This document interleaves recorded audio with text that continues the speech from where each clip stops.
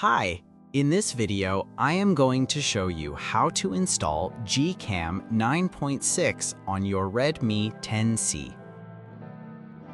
Step 1. Tap the first link in the description to open the article. Step 2. Scroll to the download section and download the GCam APK file. Step 3. Follow the How to Install guide for step-by-step instructions. A video guide is also available. That's it. Don't forget to visit the article for complete instruction in APK file. Lastly, here's some GCam versus stock camera app comparison.